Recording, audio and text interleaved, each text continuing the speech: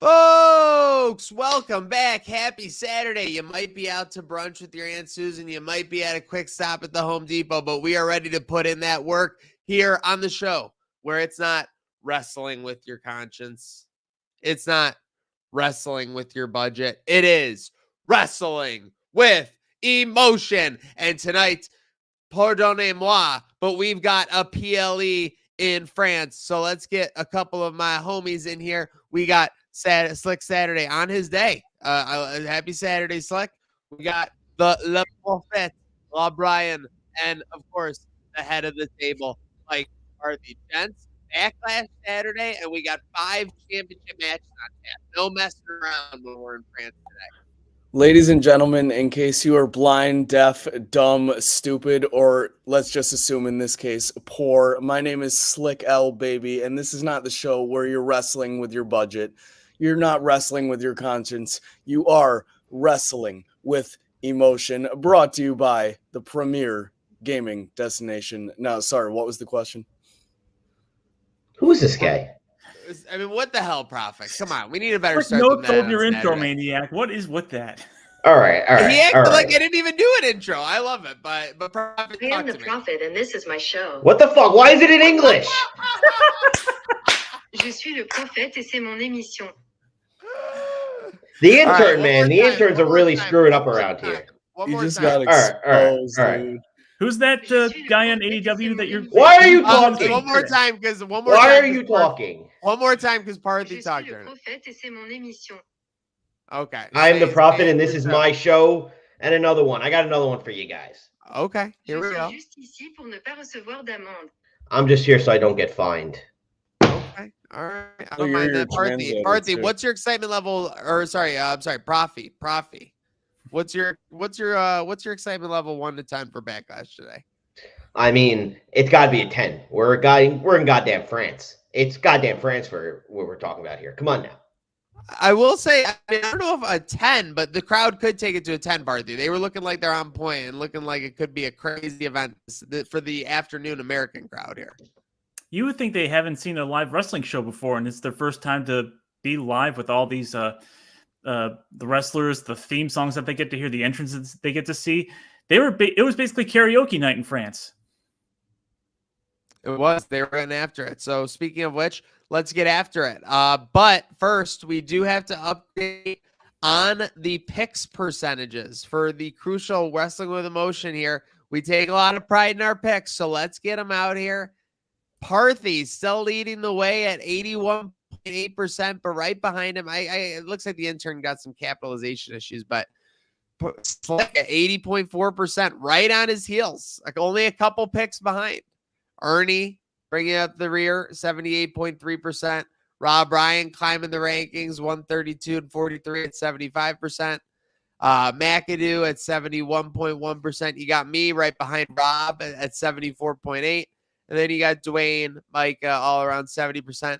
Ali at 90%. And Sweatpants Joe at 78%. Not enough picks yet to count them in the rankings, though. But, yeah, we got the updated picks there. So Parthy's still number 1. Rob and myself only about 5%, 6% behind. And Slick just under 1.5% behind. Are you nervous, Parthy? I mean, you might have to turn over. I mean, you and Slick might have to have a tribal rules show coming up here soon. Tribal combat, you mean? Well, yeah, true. 1-on-1? Why not? Bloodline rules. There are no rules. Okay. Well, hey, I'll see what there are. I am rules. the table. I mean, You there might are be the head rules of the in table. in our match, for all we know. You might be the head of the table, Partham. I am the table. I'm pretty sure those. And I'm gonna make you go through a table. Real I might quick. have to fire another intern. So it's been 3 weeks since WrestleMania. What are our thoughts on WWE post WrestleMania so far? New Triple H era. We're seeing it seems like a little bit better storytelling as far as the details, the way it's done, the angles, and some of the cinematography we're seeing. Whether it was Sami Zayn's entrance into Montreal or some of the other entrances and the way they're doing, I think that's improved as well. So overall, some very nice incremental improvements to the product. Again, it's very quick, so it's only been like we said 3 weeks since. But happy to see those and excited to see what's next. Anyone else with any other thoughts in these 3 weeks post Mania?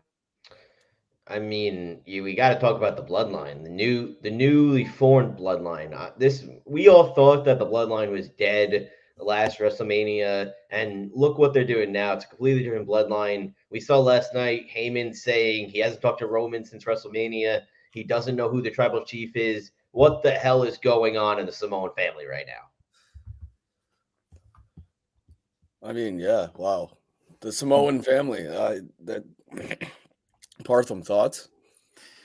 Well, yeah, there's obviously a long drawn out storyline that's going to commence here, but without knowing when the timetable is for the Rock and Roman Reigns to return, everybody's predicting SummerSlam, but no reports are out there that's saying, that's a definitive hard date as far as, when Roman's had enough vacation or when The Rock's done filming a new movie.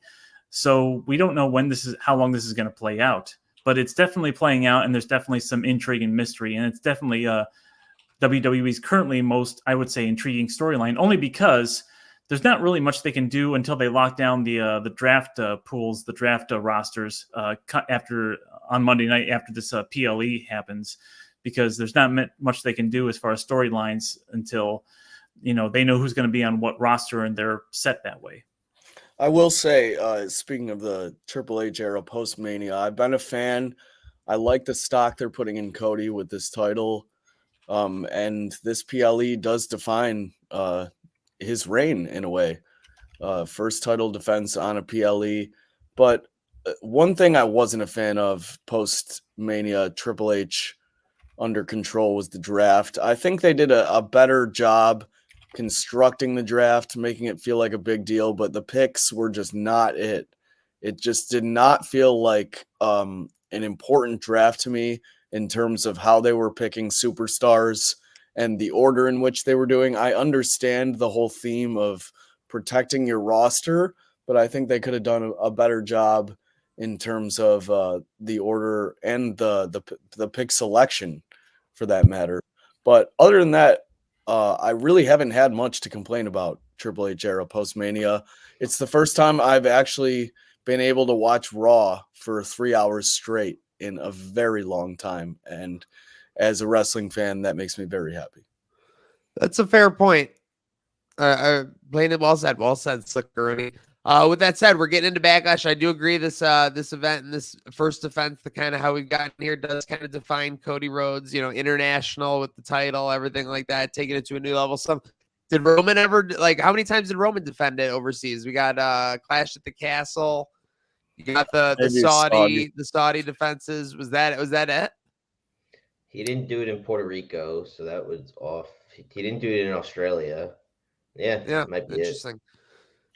A lot of times, same number of international defenses. Cody's catching up real quick. But speaking of catching up real quick, let's catch up with the sponsor, Batavia Downs. It's Kentucky Derby Day. There's no better day to be at Batavia Downs or to get to your local OTB to make a play on the greatest day in horse racing, the beginning of a potential run at the Triple Crown with the Kentucky Derby. So shout out to Batavia Downs and OTB for that. And with that said, it's time for some train wreck trivia. Batavia Downs and Backlash, same first two letters, BA. With that said, Backlash debuts in 1999 as a pay-per-view. How many matches were on the first Backlash card, including the pre-show? I'm going to go with 8. I'm going to go with 6. 10? No, Over 7, on 7. all of them. 12. 15. 12? 12 matches. You had Kane defeating the Big Boss Man. You had Viscera defeating Test. You had Al Snow defeating Hardcore Holly. You had Mankind defeating the Big Show in a Boiler Room Brawl. You had Triple H defeating X-Pac. You had the Undertaker defeating Ken Shamrock. And you had in a no-holds-barred match for the WWF Championship. Do you have any guesses? Austin versus The Rock. It was the rematch from WrestleMania 15. Austin and The Rock was holding the smoking skull belt hostage. With Shane McMahon as the special referee there. Little trivia note here. I got for the first 8 backlashes from 1999 to 2006. Every main event involved either Triple H or The Rock.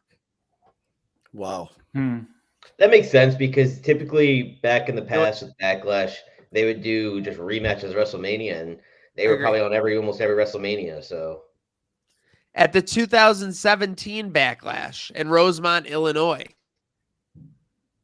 who defeated Randy Orton to win the WWE Championship? Jinder fucking Mahal. Jinder Mahal. Great What a job. run Great he job, had. Barthy. Great job, Barthy. Why'd you say that was Infamy. such How can we disdain? not burn that out of our brains? Why'd you say that with such disdain? You did say Because that. I hinder the Jinder. Because he Oh. sucks. He's a jobber. They wanted to get into the Indian market. They had nobody better. Hey, guess what? Well, that's fair, but also, don't you think that Jinder deserves a little bit more respect? He did a good job on that segment with The Rock. Yeah, after years of, figuring out a way to be a hapless, comedy act or whatever the hell, his entire WWE Championship reign was the same match over and over again. Hey, guess brothers what? interfere, they get wiped out, and he takes advantage with the distraction and wins with the Colossus. Guess what? It doesn't matter what your opinion is. That's fair. If That's it's also right, fair. it does matter. So shut your mouth. All right, Papa. I got one last one. 3 years ago, May 16th, 2021. Oh my! What was the main event of Backlash? WrestleMania Backlash. 2021. So this would be in the Thunderdome. So be in the Thunderdome in the Reigns era. Was this Braun versus Bray? No, that was before. That was COVID. That was 2020. Yeah, you're a little too early there. Is this McIntyre? Nope. It's Reigns versus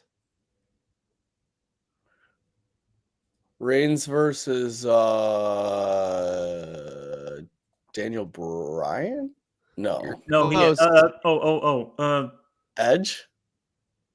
He never faced Edge. You're getting close. Sheamus? Nope. He's still in the WWE. Nope. Not Edge, not Bryan. Christian. Nope.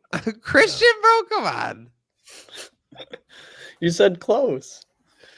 You're barking up the right tree though. Wait, it's not Christian. Edge. Gangrel? Daniel Bryan. Oh, Cesaro. WrestleMania Backlash. So you gotta forget stuff like that. I don't know. I mean, I don't know. I'm trying to remember if Cesaro got squashed. It feels like he didn't, obviously, but yeah, Cesaro main eventing WrestleMania Backlash just 3 years ago.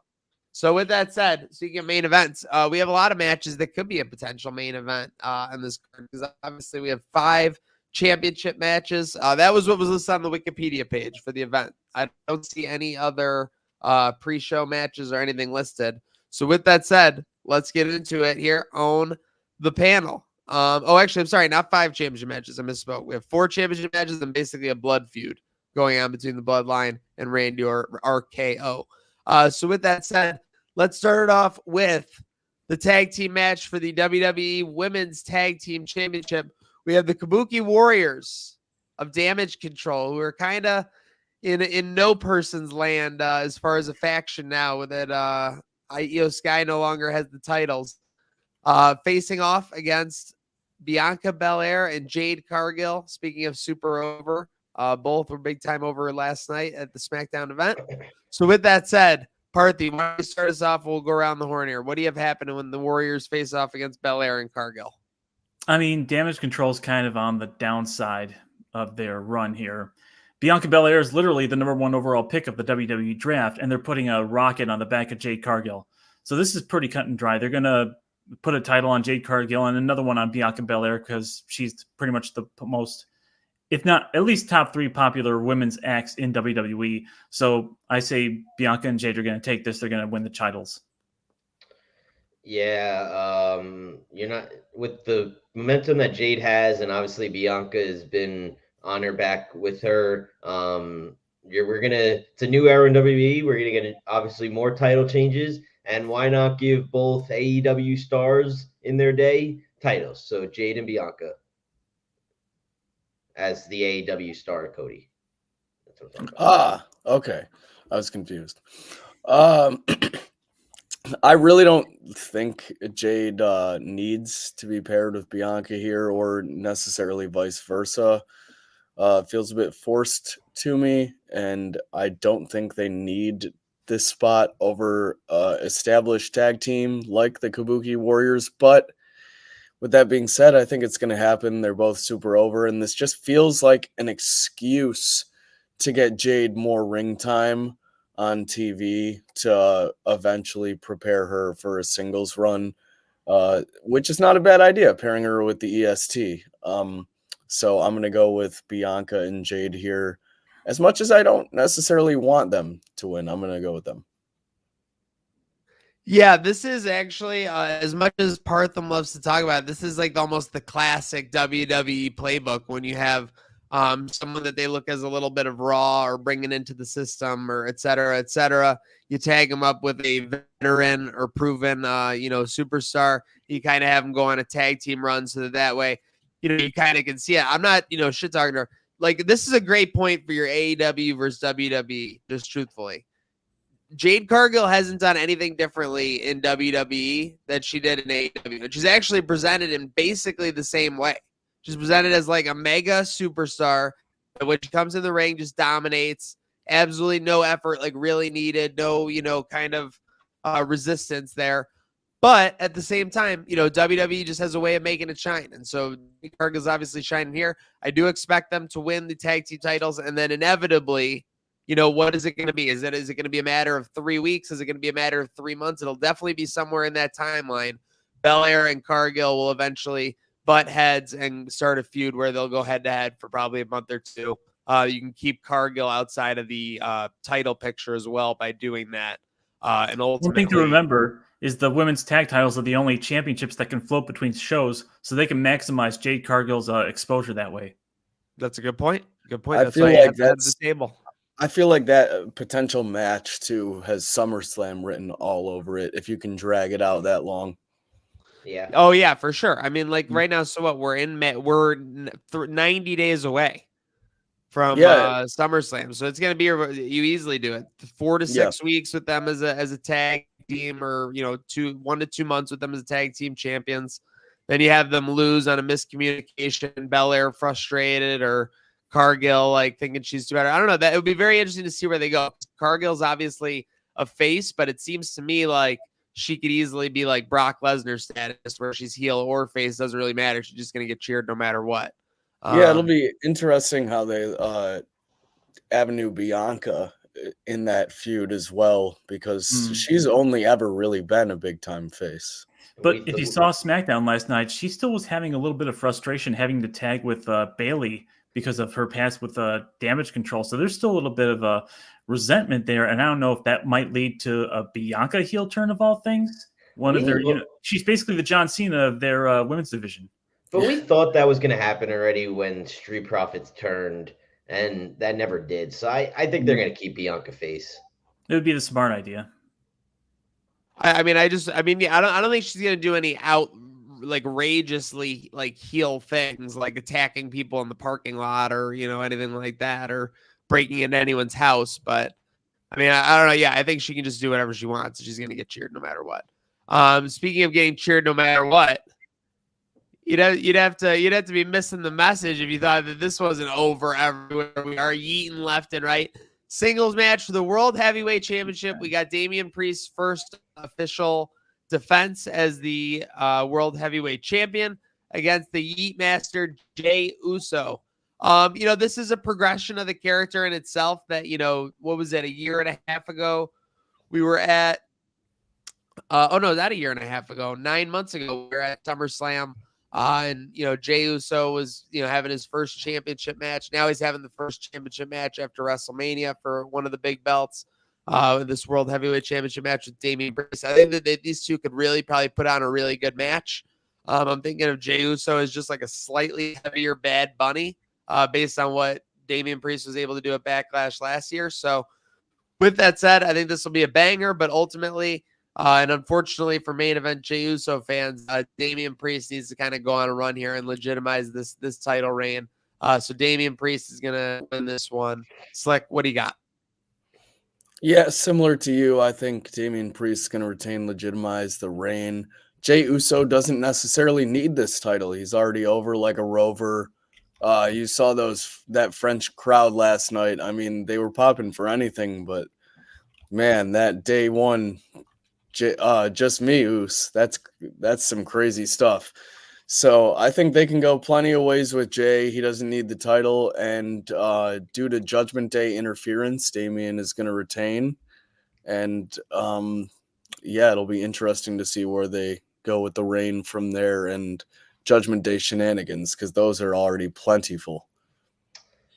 Yeah, I'm thinking that obviously I think Damian will win, like you guys are saying. You need to legitimize it for a few more months, obviously, until Drew gets it back at Clash. But I do think that the Bloodline Judgment Day is going to start going away a little bit. I think I could see Finn getting possibly the next opportunity at the title. I don't know what's next. I know King of the Ring, they probably won't have something there. And then what's after King of the Ring? Saudi's King of the Ring. Where are they after that? Money in the Bank? Money in the Bank. Yeah, Yeah. Money in the Bank.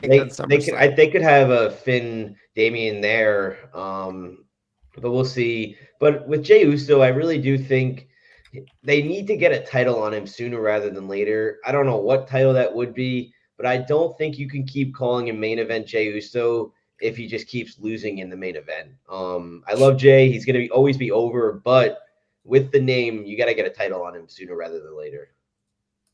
Well, I mean, main event Jey Uso, it's in the name. He's in the main event. He's not champion Jey Uso, not yet, but he will be at some point in the future. I'd say within the next year, he might get an Intercontinental title or a tag team title again, although he's been there, done that before multiple times. But for this match, yeah, it's a little too soon to be taking the title off of Damian Priest 1 month into his reign. And Judgment Day is still a force to be reckoned with. I would suspect, and you could see the hints of a face turn for Damian Priest happening. I would suspect Judgment Day tries to pull some shenanigans, and Damian is not having that because he wants to be a legitimate, stand on his own type of champion. And there might be a little bit, jawing at each other and, pointing, get out of my match. What are you doing? You're going to cost me this. And Jay, gets a near fall that, makes the crowd gasp. I'm like, oh my God, are they really going to do it? And no, Damian eventually comes out on top. So, Jey Uso is over, and so is his dance, and so is his song. If the American audience could sing it like the French were last night, props to the French audience and SmackDown, and they're no doubt going to be as crazy in Backlash. But hey, the one or two times that the American audience sung it, hey, it looked like it was going to catch on, and it didn't. And that's my only contention with Jey Uso. It's not even with Jey Uso. It's not even with the song. It's with the crowds not singing a song because it's supposed to be over, because it's supposed to be singable. And these guys are acting like they're gaslighting, they're, straw-manning me and acting like I don't like Jey Uso. I do love Jey Uso. I'm down with Jey Uso. I'm down with you. I'm down with, me, stay one-ish. But the crowds aren't. Not yet. So don't suffer these fools into gaslighting you into thinking I hate Jey Uso for some reason. Or I don't think he's over. Yeah, Prophet, you take a nap. It is my show, and after all. Wow. Are you done? I mean, for someone that's, oh man, that was a big tangent. I'm down with you. Parthy, I got to give credit where it's due. 81.8% on your picks, man. I mean, that's decent. It's credit where it's due. I mean, and I got to give that credit where it's due, because while you're 81.8% correct there, you are 100% wrong about Jey. Like, no one has ever. What am I wrong about? Specify what I'm wrong about. That it's been over since before SummerSlam last year, when Jey Uso literally christened that crowd and we were all in it and we were all yeeting with Jey Uso. It was over at that point. It was over at that point. Jey Uso. You're doing this with Jey Uso. And we were singing along. And we were singing along down since you're not day singing. one-ish. We We were were all definitely Dorothy, singing. Oh, we were all singing, You bro. individuals might We be were singing, singing, but I'm and addressing the there were two WWE things we were universe. doing that night. There were I'm two things we were addressing doing the that night. We were singing, WWE we were universe, singing, guys. and we were thanking Trish. We were singing, and we Yes. were thanking Connais ton Trish. Yeah. rôle et ferme ta bouche. Know your You role and don't shut your steal mouth. you don't steal my shtick. That is Whoa! my You stole shtick. sunglasses from Maniac. Six Why stolen. can't you steal Six stuff? stolen. Six stolen by Barthy. That's All that's right. gimmick. Trademarked. That that's is literally gimmick, gimmick infringement. That's gimmick infringement, and you know it.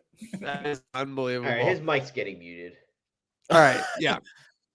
Can I All just right, say we were what definitely singing. We were yeeting hard. We were definitely singing, and there was a 9-year-old Logan Paul fan next to us who was also yeeting his brains out and singing the Jey Uso song. Oh my God, I think he drank 3 primes during SummerSlam. He Yeah, was so hydrated, it was he was insane. pounding those things. It was insane. All right, Not enough of you. Not enough of you. Some of you are. Not enough of you to be heard. Not All right, like Shinsuke Nakamura. Not like Sami Zayn. Not like Cody and the whoa and the Seth Rollins and whoa. okay, relax. I'm not hearing it. It's a Not long enough of you. day. It's a long day. Kentucky Derby at 6:57. Well, let's get back on track. Yeah, I gotta get to Partham. I gotta get to Party. What OGB. time is it? 10:56. No, No, it's Tiffany Tiffany time, time. bitch. Tiffany Yeah. Stratton versus Naomi versus Bailey for the WWE Women's Championship. This will be a highlight match. There are a lot of great spots. I think we could see someone, this is going to be crazy, go through a table in this match right here. That's my wild card prediction for today, Spanish announce Kentucky table. Derby. But I do not think we'll get a wild card in the results. I think Bailey retains in her first match as champion. Triple threat, though, makes me nervous. Triple threat makes me nervous. Like, what do you got? Yeah, I think they've focused on the feud between Naomi and Tiffy a bit more than Bailey has even been involved in this match picture. So I'm gonna go with Bailey due to Naomi and Tiffy getting involved in their little spiel with themselves, and Bailey retains ultimately. Yeah, it may not be Tiffy's time yet, but that time will come. Right now, the role model has to keep being the role model. Tiffy's time will come in Money in the Bank. Right now, it's Bailey's world, and we're just living in it. Okay, No, it's, so we got, it's all about Mariah. It's Mariah's world. it might be Mariah's Wrong world, promotion. honestly. World doesn't span promotion. It's Mariah's world. I mean, You looking at know. looking at Maniac sweatshirt, I think he thinks we're talking about AEW today. Oh, just the sweatshirt? Turn the hand around. Dun-dun-dun, dun-dun-dun, dun-dun-dun, dun-dun-dun. Yeah, we're not going to be hearing that for a while Why? Shut Why up. not? because he's Why having can't- surgery. Yeah, but he Is can it? come back and be on commentary a couple times. He's gonna come He'll back. be mean, he he'll be on could. Long Island. Is he having surgery? Yes, That's the word. Oh, he'll be on Long Island. Yeah, I mean, I hope so.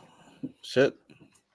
All right. Uh, With that said, what do you got, Slick? Oh, I was just gonna say, Tiffy is on Chris Van Vliet talking about having a pink briefcase and bedazzling it when Money in the Bank comes. So Oh yeah, well Oh, yeah, clearly that's happening. she's becoming Money in the Bank. for sure. Hopefully they like hold it for a little bit and not like every other women's Money in the Bank where they cash in basically. Oh, yeah, in the with next Oh week or 24 no, hours. Triple H knows what he's doing. He's not making. Yeah, you sporadic got There were clearly times where Vince McMahon just showed up like angry to the arena, and he's like, "Guess what, Baron Corbin? Like you're losing the briefcase tonight, bitch."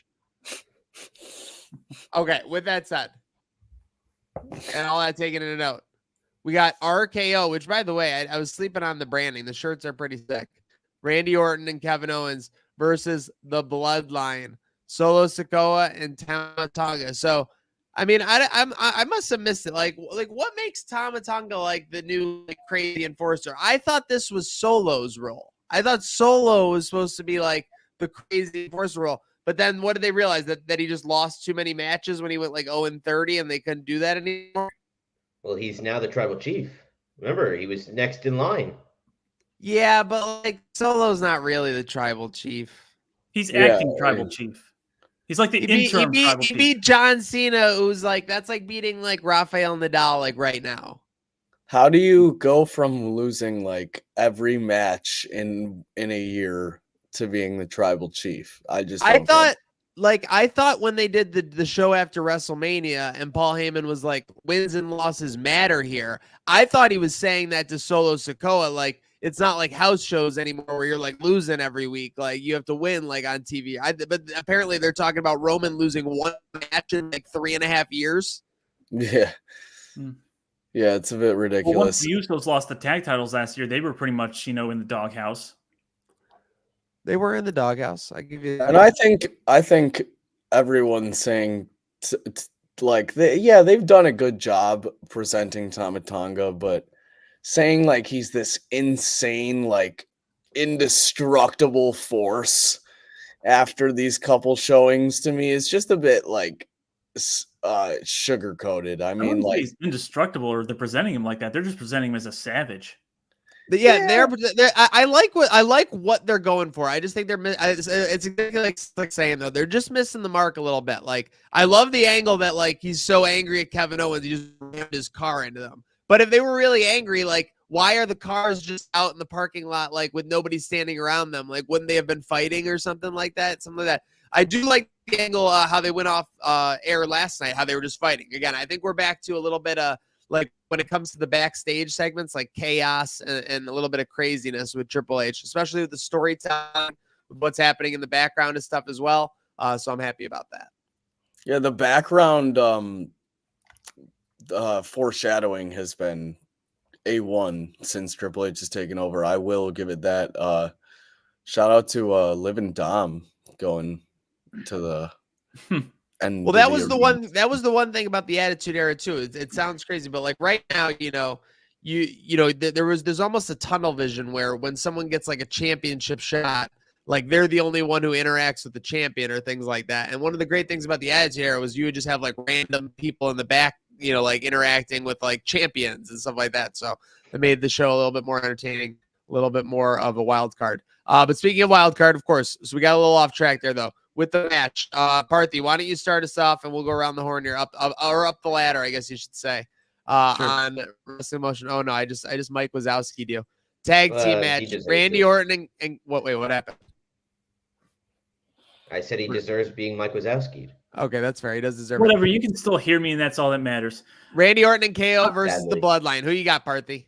Tama Tonga's the new shiny toy in the bloodline, and he's being established, like we said, as a badass, as a savage, as a new enforcer to basically take over Solo Sikoa's role. So they're going to reestablish the bloodline as a force to be reckoned with. They're going to go over Randy Orton, Kevin Owens. The only question is, and I'll put it to you guys, after you make your prediction, do we see Jacob Fatu? He's the sword of Damocles hanging over this whole thing. We know that he's signed, sealed, and delivered. We had no idea about Tama Tonga until he was on SmackDown. It was maybe rumors out there, but no solid reports of Tama Tonga signed for and going to be a part of the bloodline. But we know Jacob Fatu is out there. We know he's in the system already. It's just a matter of where and when. And I think today is going to be the where and the when. What do you think, Rob? What do I think? I think that you're stealing Le Perfet's ideas. Whose ideas am I stealing? Are you stealing Le Prophet's ideas, Parthy? Yeah, that's unacceptable. Wait, I'm doing Le Prophet's predictions before he can do them. Is that the idea? Yes. Who does this guy think he is? I'm the head of the table, damn it. But I'll go on now. The Bloodline's gonna win this one. There will be some chaos, some destruction going on around this ring. And yes, I do think Jacob Fatu returns tonight. Or not returns, debuts tonight. Wow.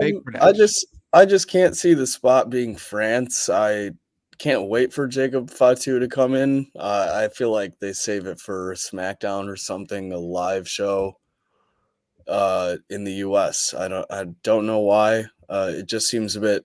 They prove me wrong, but the logistics of having him debut his first ever WWE show across the pond in France just seems a bit much to me. But Triple H can't fumble this. I mean, you have to have the Bloodline win this. Bloodline needs to look stronger than ever for the entire time until Roman comes back. So Bloodline's going to win here.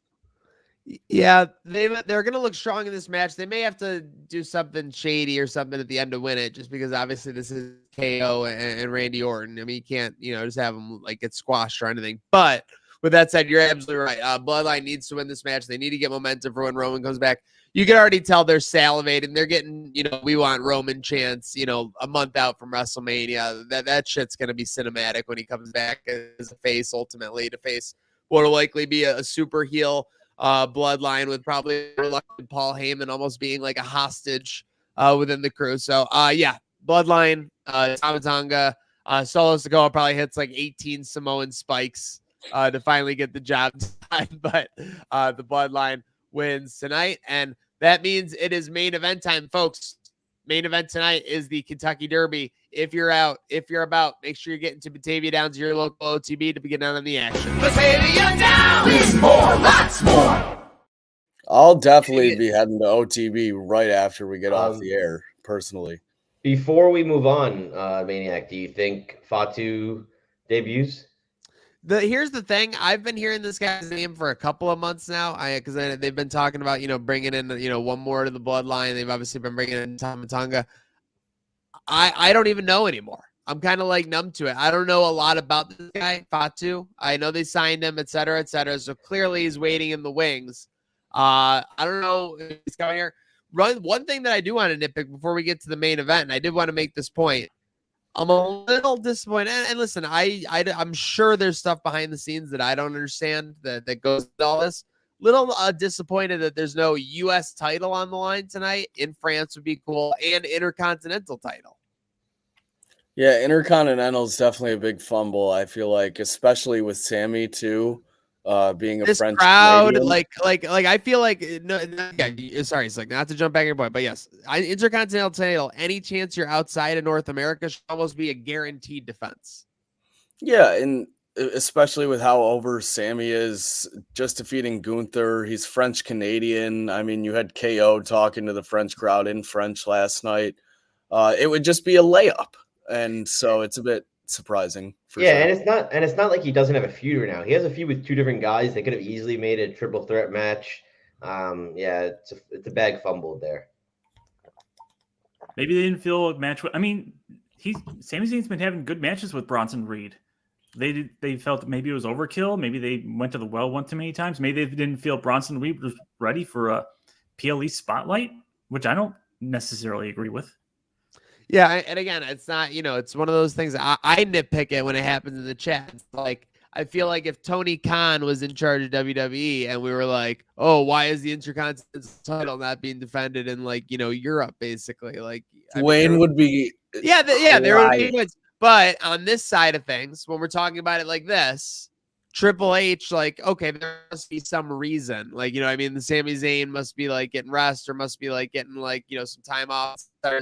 Again, we make concessions for, things when they happen in WWE that we don't do in the same as AEW. That's the only interesting point. Yeah. Especially because of the pay-per-view model where you got to get as many guys on the show in order to get their paychecks. PLE model streaming, everybody gets paid the same, I guess, one way or the other. Yeah, and at the end of the day, yeah, I had to get that in there at least once. But it's time to smoke them if you got them, because it is time for our main event, the singles match for the undisputed. What the hell? Is it? No, it's not letting me show this. intern. Okay, there we go. Singles match for the undisputed WWE Championship.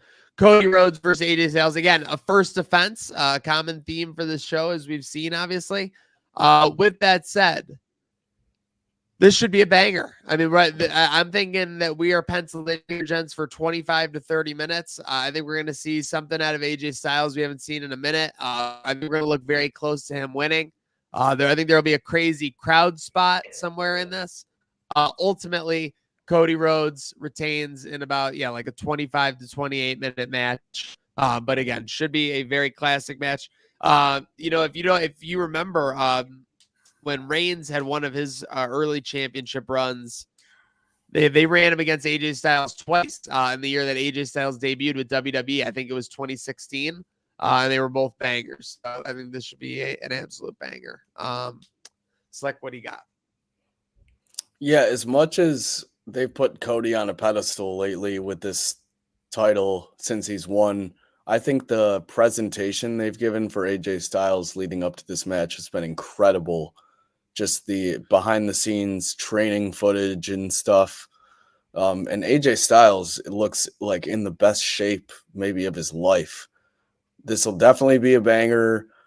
Two former Bullet Club members going at it in France on a WWE PLE for the WWE Championship nonetheless. I mean, the story writes itself. This is going to be a great match. Ultimately, Cody retains, but AJ is going to have a great showing, and the crowd is not going to be disappointed going home after this match. Yeah, this match is going to be too sweet. Yeah, Cody's first title defense, you're obviously not going to take it off of him anytime soon. But these two should put on a banger match. I believe it's the first time ever we're seeing these two in WWE. So it'll be a great match. And I think they've built this feud up pretty well, even how quick it was. That crowd last night during their little promo was unbelievable. I mean, they just made a face-to-face even 10 times better. And obviously Cody will end up on top and have his first title defense in overseas, one more than Roman Reigns had in his 3.5 years. This message isn't just going to be too sweet. It's going to be Trop sucré. Who does this guy think he is? Who do you think you are, Katsuyori Shibata? I'm the Who's perfect. ripping off whose gimmicks around here? I'm the perfect. Anyway, yes, Cody's gonna finish it, not gonna finish his story and then drop the title in the next PLE. It's gonna be a nice Bullet Club matchup. They're gonna you know what? They faked out the too sweet, at least AJ Styles did the other night, and gave Cody a nice old slap. I think Cody is gonna earn AJ Styles' respect to the point where after the match, they're gonna respectfully too sweet each other and go their separate ways. But Cody's gonna go over, of course. His story with the title is not done by a long shot. Cool story you got there. Well, why does he have to beat AJ Styles to earn his respect? I thought we did this whole adversity run last year so he could win everyone's respect at once, so he could legitimately win the title. That's what I don't understand. He doesn't seem to earn AJ Styles' respect, at least for the moment. Okay, but you get my point. I don't know if this isn't about adversity. He doesn't have to face adversity anymore. He's the champion. But I'm saying yes, because he went through everything that he went through. Nakamura coming out like 28 times during a Raw to face him. Facing Lesnar every 2 months for no reason, like all that shit. Yeah, but apparently AJ isn't impressed. He earned Brock's respect. Okay, all right. Well said. Well, am I crazy or did we sweep across the board? I anticipated we were all going to sweep across the board. Yeah, I didn't anticipate that. I give you credit. That's one thing too about these international PLEs is the chalk is crazy hitting. I mean, you could have bet every favorite for the Elimination Chamber and made a buck on that parlay. I feel like you could do the same today. But I do think eventually that will change with how many international pay-per-views they have this year. I agree. But right now, it is very chalky. I mean, yeah, with 5 matches, and I mean, like those, the only one I could see there being a different result is the tag match, Bloodline and RKO. But I think you have to have Bloodline win that. That's the only one, though, I feel like could differ. Yeah, that one has a little variability. There are only 5 matches in the Elimination Chamber, too. So they're really, limiting the matches in the international PLEs where they could easily do 6 at least. Let me tell you a little bit of a wild card that we might not be seeing though. And it does seem so predictable. Bianca and Jade unstoppable. Maybe just one like something from Bianca to Jade and they could actually probably start that storyline like this week if they wanted to. Yeah, they could. That's and the only other thing. One thing I feel like we need to touch on too before we wrap up is are there not rumors of John Cena in France? And Uncle Howdy. Yes. Right. Yes. I meant to say I saw that Uncle Howdy teaser from last night before we went on the air. As much not a fan as I am of this whole thing, that teaser was awesome. That was really creepy. and I really enjoyed it. Just putting it during Cody's segment is a bit odd. And then everybody, all the marks were typing all caps. Uncle Howdy's about to end the story in Paris. Yeah, or in France. You're about to have Uncle Howdy open a new book in the story. the sequel. You want to talk about adversity? Wait till Uncle Howdy comes into the picture. But That'd be so funny. could we see Wyatt 6 John Cena interruption? What do you guys think? I think that's going to be an extra segment to make up for the fact that there's only 5 matches. Makes a lot of sense. Yeah. I mean, there's got to be some filler, right? Yeah. Cena's going to come out and say, we need a WrestleMania in France. Night 1 in London, night 2 in France. Makes sense. Wrestle Francia. Yeah, no, John Cena's like the ultimate like pillow of WWE now. If someone needs to get over big and just like stomp the shit out of somebody, like just have Cena doing something innocent and then like just get owned. You want to talk about karaoke night in France? If Cena comes out, that crowd is going to be singing. Yeah, seriously. Okay. Well, hey, we're singing. Thanks for singing along with us here on YouTube and X. Backlash, what? Just 45 minutes away, gents, right? 1 o'clock, hour 45. Oh, okay, hour 45. So make sure you're tuning in. Get to our picks. It was sweep across the board, but some fun Backlash trivia. What do you got? Before we sign off, one little fun exercise here with the Kentucky Derby coming up. You guys can throw this out. Have we ever seen any wrestling-inspired Kentucky Derby horses names? And if not, who would make good names? Like, coming up in the last track, the last leg, it's Know Your Role and Yeet. Yeet and Know Your Role. Know Your Role and Yeet.